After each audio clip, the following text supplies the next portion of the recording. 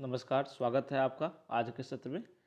जैसा कि आप सभी जानते हैं कि द हिंदू एनालिसिस में हम कुछ इंपॉर्टेंट न्यूज़ को कवर करते हैं जो आपकी परीक्षाओं के दृष्टिकोण से काफ़ी सहायक होते हैं।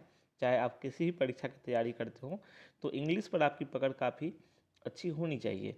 तो इस संदर्भ में यूपीएससी, पीसीएस और भी कई सारी जो गवर्नमेंट एग्जाम्स हैं, या फिर आप अपनी इंग्लिश को अच्छी करना चाहते हैं, हिंदी को अच्छी करना चाहते हैं, तो यह सेशन आपके लिए ही है। ठीक है, चलिए सत्र में आगे बढ़ते हैं और अपनी जर्नी को स्टार्ट करते हैं।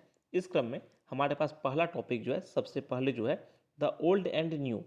यहाँ पर हम पेंशन व्यवस्था की बात कर रहे हैं, पुरानी वाली और नई वाली, उसको हम समझेंगे, पढ़ेंगे उसको। ठीक है। दूसरा है a climate change survival guide to act on, इसको देखेंगे। तो दूसरा टॉपिक हमारे पास जो है वो ये हो गया। ठीक है, चलिए। और तीसरा टॉपिक जो हमारे पास है इस क्रम में राइटिंग और रॉन्ग, और चौथा है no cylinder please, they are on freedom fighters first, they are our freedom fighters first. ठीक है, वे हमारे जो हैं उस स्वतंत्रता सेनानियों के खिलाफ कोई अपशब्द नहीं, वे हमारे जो स्वतंत्रता सेनानी पहले हैं, तो उस सब के लिए चर्चा है। ठीक है, they are our freedom fighters first, तो उसको लेकर है। लेकिन सबसे पहले हम अपने पहले टॉपिक की ओर मूव करते हैं। अब पहले टॉपिक को समझते हैं, the old and the new. ठीक है, पुरानी और नई। पुरानी और नई जो पेंशन प्रणाली है, एक बार उसको हम समझ जाते हैं कि आखिर ये पेंशन प्रणाली क्या है, फिर आपको आसानी से समझ में आएगा। ठीक है, तो देखिए ये संदर्भ जो है, चर्चा का संदर्भ है, ये सबसे पहले क्यों आता है। तो अभी रिसेंट में क्या हुआ है, रिजर्व बैंक ने देखो कुछ राज्य जो है ना, वो पुरानी पेंशन योजना को वापस लेने को लेकर, मतलब वापस लिया है। कुछ राज्यों ने पुरानी पेंशन योजना को अपनाया है, तो उसको लेकर क्या है, रिजर्व बैंक ने उन राज्यों को आगाह किया है, बताया है कि आप इसे मत लीजिए, नहीं तो आपके लिए एक राजकोषीय संकट की स्थिति पैदा होगी। ठीक है, राजकोष पर बोझ पड़ेगा और आपकी जो फाइनेंशियल है, नॉन फाइनेंशियल लायबिलिटीज है, गैर वित्तीय देनदारियां बढ़ेंगी। ठीक है, तो उस सब को लेकर है। तो पहले समझते हैं कि आखिर ये क्या है। ठीक है, तो देखो आरबीआई ने भी चेतावनी दी। ठीक है, और जो नई जो पेंशन योजना है, पुरानी पेंशन योजना है, ठीक है, ओल्ड पेंशन स्कीम जो है, नई वाली जो है, दोनों डिफरेंस क्या है देखो। दोनों में कुछ बेनिफिट्स हैं, कुछ लॉस हैं। पुरानी पेंशन योजना जो है, उसमें क्या होगा, रिटायरमेंट के बाद कर्मचारी को जो वेतन है ना, कर्मचारी के अंतिम वेतन की आधी राशि पेंशन के रूप में दी जाती है ना। 50% की यह बात हो रही है। ठीक है, 50% की बात हो रही है। ठीक, तो 50% क्या मिलती है, मतलब वेतन उसमें पेंशन के रूप में मिलती है। ठीक है, और दूसरी बात कि पुरानी पेंशन स्कीम में जो है, पेंशन कर्मचारी की आखिरी जो बेसिक सैलरी होती है एवं महंगाई और एवं महंगाई के आंकड़ों से तय की जाती है। ठीक है, आखिरी बेसिक जो होती है ना, सैलरी और महंगाई के आंकड़ों से तय की जाती है। पुरानी पेंशन स्कीम में कर्मचारियों के वेतन से पैसा नहीं काटा जाता। ठीक, पुरानी पेंशन में जो कर्मचारी को दी जाती है पेंशन, उसका भुगतान सरकार के खजाने से होता है। ठीक है, उसके बाद क्या है, उसके अलावा इस पेंशन स्कीम में 20 लाख रुपये तक की ग्रेचुइटी का अमाउंट मिलता है। और उसके बाद जो रिटायर्ड जो कर्मचारी है, उसकी मृत्यु होने पर पेंशन का पैसा उसके परिजनों को मिलने लगता है। ठीक, अब पुरानी पेंशन स्कीम में हर 6 महीने बाद कर्मचारियों को डीए जो है वो दिए जाने का प्रावधान है। इसके अलावा ऐसे कुछ फैसिलिटीज़ हैं। ठीक है, उससे क्या होगा, सरकारी खजाने पे बोझ पड़ रहा है पुरानी पेंशन स्कीम से। ठीक, और क्या है, कर्मचारियों की सैलरी में कटौती नहीं होती, अब पूरा बोझ ट्रेजरी पर पड़ता है। ठीक, नई वाले में देखो, नए वाले में क्या डिफरेंस है। नए वाले में एनपीएस में कर्मचारियों की सैलरी से 10% की कटौती होती है, मतलब 10% की रिडक्शन, मतलब 1/10। ठीक है, 10%, 1/10, 1/10 की रिडक्शन होती है। ठीक, और अब पुरानी पेंशन में कोई रिडक्शन नहीं था। दूसरी ओर पुरानी पेंशन स्कीम में जीआरएफ की सुविधा होती थी, नई स्कीम में नहीं है। ठीक, पुरानी पेंशन स्कीम में रिटायर्ड के बाद होने के बाद सैलरी की आधी राशि पेंशन के रूप में मिलती थी, नई वाली में कोई गारंटी नहीं है।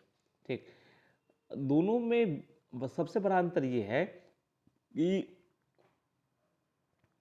जो पुरानी वाली है उसमें भुगतान सरकारी खजाने से होता था, ठीक है, होता है जो भी है। नई पेंशन योजना जो है वो शेयर मार्केट पे आधारित है, ठीक है। आपको क्या है कि आपके द्वारा जो एनपीएस में लगाए गए पैसे हैं उसको शेयर बाजार में लगाया जाएगा, शेयर बाजार में पुट किया जाएगा। लेकिन पुराने वाले में क्या था, ऐसा कोई प्रावधान नहीं था, उसको शेयर बाजार में रखने का और कोई प्रावधान नहीं था। अब देखो शेयर बाजार में अगर मंदी रही है ना, मतलब तो क्या होगा, आपका रिटर्न कम भी हो सकता है, ठीक है, या फिर आगे गया तो रिटर्न में वृद्धि होगी। कहने का मतलब जो ये है इसको लेकर कर्मचारी क्या है, विरोध कर रहे हैं, ठीक है, इसको लेकर सहजता की स्थिति नहीं है, तो उसको लेकर टॉपिक है। चलो एक बार क्या करते हैं, हम पढ़ते हैं और समझने का प्रयास करते हैं कि इसमें हमारे लिए क्या है, ठीक। A combination of the features of two pension scheme, देखो दोनों अगर पेंशन स्कीम की विशेषताओं को मिलाते हैं तो एक तरह से समझो आप कि विवेकपूर्ण रास्ता जो है उसका मार्ग प्रशस्त हो सकता है, उसके संयोजन की बात करूं तो, ठीक है, इसकी विशेष दोनों के विशेषताओं के संयोजन की बात करूं तो एक ऐसा मार्ग निकल सकता है। कॉम्बिनेशन होता है संयोजन, फीचर्स होता है विशेषताएं, मतलब दोनों पेंशन स्कीम की विशेषताओं को मिला करके कोई विकल्प तैयार हो सकता है, उसको लेकर यहाँ बात है, ठीक है। चलो हम समझने का प्रयास करते हैं क्या क्या लिखा हुआ है हमारे लिए। Union minister retraction in the Rajya Sabha, उन्होंने राज्यसभा में पुनः जोड़ दिया कि लीगल पोजीशन जो है ना, जैसे कि एब्सेंस ऑफ एनी प्रोविजन, ऐसे किसी प्रावधान की अनुपस्थिति है जो कि अक्यूमुलेटेड कॉर्पस जो है members of the national pension scheme, की जो नेशनल पेंशन स्कीम जो है राष्ट्रीय पेंशन योजना, उसका जो अक्यूमुलेटेड कॉर्पस होगा, ठीक है, मतलब अक्यूमुलेटेड कॉर्पस आपका हो गया संचित कोष, ठीक है, एनपीएस के मेंबर्स के संचित कोष को राज्यों को रिफंड और वापस जमा करने की परमिशन वाला जो प्रावधान है ना, उसका वो प्रावधान नहीं है ना, उसका अस्तित्व नहीं है, ऐसा प्रावधान नहीं है, ठीक है, तो उसको उन्होंने जोड़ दिया है, दोबारा कहा है।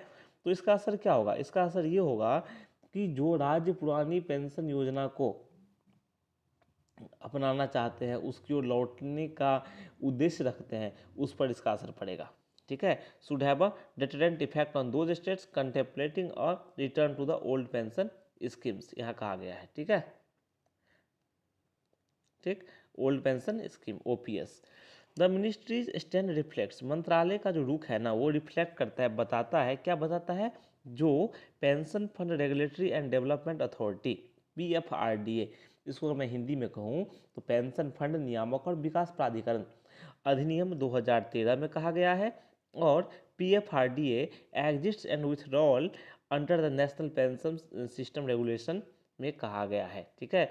और जो इसके अतिरिक्त एंड अदर रेगुलेशन से और अन्य जो नियम है उसमें कहा गया है। तो मिनिस्ट्री का जो स्टैंड है, रुख है, उसी के हिसाब से है। Centre has also been making it clear, केंद्र भी इसे स्पष्ट करता रहा है, for the right reasons that it is not considering any proposal to restore the OPS, कि सरकार जो है, केंद्र सरकार वो ओपीएस की ओर पुनः जाने का, उसे बहाल करने पर विचार नहीं कर रही है। And the reserve bank of India point out, reserve bank of India ने इंगित किया है, पॉइंटर होता है इंगित करना, भारत का जो सेंट्रल जो केंद्रीय बैंक है ना, रिजर्व बैंक ऑफ इंडिया, उसने इंगित किया कि एनुअल सेविंग जो है ना, फिजिकल जो रिसोर्स है, that reversion to the OPS entails is short lived, कि ओपीएस जो है ना, ओपीएस जो है, ठीक है, और देखो केंद्र ने पहले स्पष्ट कर दिया, और जो विशेषज्ञ और आप रिजर्व बैंक की समझोगे बात को, अगर देखा जाए तो राजकोषीय संसाधन में वार्षिक बचत जो है ना, जो कि ओपीएस में जो कि यहाँ पे रिवर्सन को, ठीक है, ओपीएस में रिवर्सन को अपरिहार्य बनाती है, वो अल्पकालिक है, ठीक है, एज क्या है, शॉर्ट लिव्ड है, वो अल्पकालिक है वो, ठीक। दूसरी बात यहाँ पर ये है कि पोटेंशियल फिजिकल बेनिफिट जो होगा ना, would be overtaken by the huge liability later in the form of pension payment. देखो जो पोटेंशियल फिजिकल बेनिफिट है, जो संभावित जो राजकोषीय लाभ है ना, वो क्या होगा, वो एक तरह से बड़े से दायित्व में बदल जाएगा, वो लायबिलिटी में बदल जाएगा पेंशन पेमेंट के रूप में, अगर उसको अपनाया जाता है तो पेंशन पेमेंट इतना बोझ हो जाएगा पेंशन पेमेंट का। Farmer RBI governor D Subbarao even call the idea regressive, इस आइडिया को उन्होंने, इस विचार को, जो पूर्व आरबीआई गवर्नर है उन्होंने रिग्रेसिव, प्रतिकारी कहा था, जिसमें कि सरकारी सेवकों के लिए अधिक विशेषाधिकार है ना। पुराने पेंशन स्कीम में क्या है, सरकारी सेवकों के लिए क्या है, विशेषाधिकार है देन द पब्लिक, आम लोगों की तुलना में। ठीक है, पुराने वाले पेंशन स्कीम को देखा जाए तो आम लोगों की बात करें तो many of whom have no social security safety net. और आम लोगों की बात करें उनके पास ना कोई सामाजिक सुरक्षा वाली सुविधा नहीं है। ठीक है, आम लोगों के पास क्या है, जल्दी बीमा नहीं मिलेगा आपको। ठीक है, कुछ विपत्ति में फंस जाएं तो उनके पास फंड की आवश्यकता होती है, वो नहीं रहता। ठीक है, तो कई सारी असुविधाएं होती हैं, तो वही कहा गया यहाँ पर। हालांकि issue refuses to lie down as government employees और दो in government control enterprise have been fighting for it. अब समस्या क्या है ना, समस्या सही नहीं हो रही है, क्योंकि जो गवर्नमेंट एम्प्लॉय हैं, सरकारी कर्मचारी हैं, या जो गवर्नमेंट कंट्रोल एंटरप्राइजेज हैं, जो सरकार नियंत्रित जो उद्योग है, उसमें कर्मचारी क्या है, इसके लिए फाइट कर रहे हैं, संघर्ष कर रहे हैं कि पुराना पेंशन स्कीम चाहिए। बीट महाराष्ट्र की बात करो, उत्तर प्रदेश की बात करो, कर्नाटका की बात करो, वहाँ क्या हुआ है, स्टाफ है स्ट्रक वर्क, स्टाफ ने काम रोक दिया है। वो डिमांड कर रहे हैं among others that Rio introduction of OPS, कि आप ओपीएस को ना, ओल्ड पेंशन स्कीम को दोबारा लाओ, हमें चाहिए। लेकिन their concern about uncertainty over the amount of pension under the NPS is genuine. लेकिन उनका जो चिंता है ना कि जो एनपीएस के तहत जो पेंशन का अमाउंट है, उस पर जो अनिश्चितता की स्थिति है, क्योंकि शेयर मार्केट में पैसा आप डालोगे ये वाला, अब शेयर मार्केट से क्या रिटर्न मिलेगा, तो अनिश्चितता है ना उस पर। सरकार तो निश्चितता का भरोसा नहीं दे रही है। तो कर्मचारियों की तो बात सही है, जेन्यून है कि एनपीएस में पेमेंट पर कोई निश्चितता है नहीं, है ना। तो कर्मचारी तो चिंतित होंगे ही, as they are justified in aspiring for a quality retired life. वो भी तो चाहते हैं कि हमारा जो जीवन हो वो क्वालिटी वाला जीवन हो, रिटायर्ड लाइफ, जो रिटायर्ड हो हम होंगे, सेवानिवृत्त होंगे, वो तो गुणवत्तापूर्ण सेवानिवृत्ति वाला जीवन हमारा हो। ठीक है, तो उनकी भी चिंता जायज़ है। NPS despite being PFRDA regulated is a market linked. देखो, पीएफआरडीए अभी नाम बताया, फुल फॉर्म बताया मैंने आपको पीएफआरडीए का। पीएफआरडीए रेगुलेट करता है पेंशन को, एनपीएस को, ठीक है, नई पेंशन स्कीम को। लेकिन ये क्या है, मार्केट लिंक्ड है, ये मार्केट से जुड़ा हुआ है। And defined contribution product while the OPS is defined benefit pension scheme. और देखो, नया वाला तो मार्केट से लिंक्ड है, ठीक है, लेकिन ओपीएस क्या है, ये डिफाइंड बेनिफिट पेंशन स्कीम है। ये एक तरह से परिभाषित बेनिफिट पेंशन स्कीम है, जहां सरकार जो है, where beneficiary generally get 50% of their final salary. जहाँ जो कर्मचारी होते हैं अपने अंतिम वेतन का 50% पाते हैं। ठीक है, बेनिफिशरी किसमें, पुराने पेंशन स्कीम में। And the whole cost is borne by government. और पूरा खर्चा कौन वहन करता है, सरकार के कोस्ट से जाता है। So the flat rejection of the demand for the OPS would only accept the situation. अब दूसरी बात कि ओपीएस को आप डायरेक्ट अगर मना कर दोगे, फ्लैट रिजेक्शन होगा उसका, ओपीएस की मांग कर्मचारियों द्वारा की जा रही है, आप उसकी सीधा आप उसको मना कर रहे हैं, तो स्थिति से क्या होगी, खराबी होगी। इट इज टाइम, यह सही समय है कि सेंटर फॉर्मुलेटेड अ स्कीम, कि केंद्र सरकार एक ऐसे योजना को तैयार करे that combines features of the old and the new, जिसमें पुरानी पेंशन स्कीम और नई पेंशन स्कीम दोनों की विशेषताएं क्या हो, मिली हुई हो, दोनों का संयोजन हो, ऐसी योजना हो। while retaining the element of employees contribution, the scheme can have higher contribution by the government। अब देखो कि एम्प्लॉयज़ के जो कंट्रीब्यूशन है उसको बन रखते हुए और सरकार की तरफ से भी ज़्यादा कंट्रीब्यूशन होना चाहिए, which should also step in if the returns do not ensure the prescribed minimum pension amount। और जिससे ये होगा, जिसमें सरकार को ये भी देखना चाहिए कि अगर मान लो रिटर्न जो है ना, रिटर्न जो होगा उसमें अगर मिनिमम पेंशन अमाउंट नहीं आ रहा है, तो सरकार उसमें आय सरकारी योगदान करे। अ proposal bye Andhra Pradesh last year deserves attention. जो पिछले साल जो आंध्र प्रदेश की तरफ से एक प्रस्ताव आया था, वो ध्यान खींचता है। क्या देखते हैं, देखो अब यहाँ पे holding on, next slide please. Holding on to the contributory character, यहाँ देखो, ऑफ द एनपीएस। देखो एनपीएस की बात यहाँ हो रही है कि जो कंट्रीब्यूटरी कैरेक्टर है, जो मतलब योगदान वाला, अंशदान वाला जो कैरेक्टर है, प्रकृति है एनपीएस की, उसमें प्रोपोजल गारंटी 33% ऑफ बेसिक पे। आंध्र प्रदेश वाले जो प्रस्ताव है उसमें 33% बेसिक पे का 33% क्या हुआ, उसकी गारंटी दी गई। इफ रिक्वायर्ड, अगर आवश्यकता पड़ती है तो it can be approve up to suit the requirements of other rest too, ठीक है। अगर आवश्यकता पड़ती है तो इसे क्या है, दूसरे राज्यों की आवश्यकताओं के अनुसार इसमें सुधार भी किया जा सकता है। ठीक है, इसमें कुछ पुनर्विचार इस पे किया जा सकता है। ठीक, better health facilities that include a liberal insurance scheme, जो बेहतर स्वास्थ्य सुविधाएं हैं जिसमें कि एक लिबरल इंश्योरेंस स्कीम है। ठीक है, लिबरल इंश्योरेंस स्कीम। ठीक, देखो इंश्योरेंस स्कीम तो आप लोग जानते हैं ना, ठीक है ना। तो अगर मान लो यहाँ पे स्वास्थ्य, अब देखो कई सारे लोग हैं ना जिनके पास क्या है, मतलब इंश्योरेंस स्कीम नहीं भी होती है।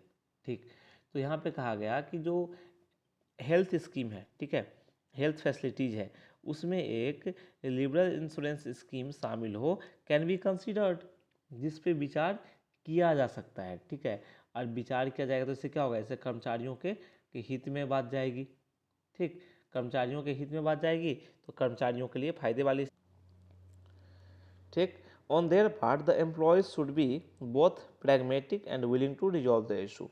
दूसरी बात कि जो एम्प्लॉय की बात करें, ठीक है, अब देखो एम्प्लॉय की भी तो भूमिका है ना, सरकार की भूमिका है तो एम्प्लॉय की भूमिका है। तो यहाँ पे देखो कि अगर कर्मचारियों की ओर से बात करूँ, ठीक है, तो कर्मचारियों को क्या है, व्यावहारिक होना चाहिए और समस्याओं के समाधान में इच्छुक होना चाहिए, है ना। Willing to resolve the issue, willing होता है इच्छुक, है ना, और रिजॉल्व द इशू मतलब समस्याओं के समाधान। तो समस्याओं के समाधान में क्या होना चाहिए, इच्छुक होना चाहिए और व्यावहारिक होना चाहिए, प्रैग्मेटिक होना चाहिए कि भाई समस्या का समाधान हो। ठीक है ना, तो वो लास्ट ऑप्शन काफ़ी इंपॉर्टेंट है जो यहाँ बताया गया है। ठीक है, 33% इंश्योर किया, अगर आवश्यकता पड़ी तो सरकार को और भी अन्य राज्यों की आवश्यकताओं को देखते हुए इसमें केंद्र सरकार सुधार कर सकती है, कुछ एक्स्ट्रा भी गारंटी कर सकती है। ठीक, बेटर हेल्थ फैसिलिटी मिलनी चाहिए जिसमें कि लिबरल इंश्योरेंस स्कीम हो कर्मचारियों के लिए। ठीक है, उस पर विचार किया जा सकता है। लिबरल इंश्योरेंस स्कीम हो गया, उदार बीमा योजना। ठीक है, तो उदार बीमा योजना जो कि अनुकूल हो कर्मचारियों के लिए, कर्मचारियों के लिए भी बातें हैं, कर्मचारियों को व्यवहारिक होना चाहिए और इस समस्या के समाधान में इच्छुक होना चाहिए, पहल करनी चाहिए। ठीक है, तो आशा है कि ये टॉपिक आपको समझ में आया होगा। कल फिर मिलते हैं नए टॉपिक के साथ, कुछ नई जानकारियों के साथ। तब तक के लिए मुझे आज्ञा दीजिए और कहिए नमस्कार, थैंक यू, गुड नाइट।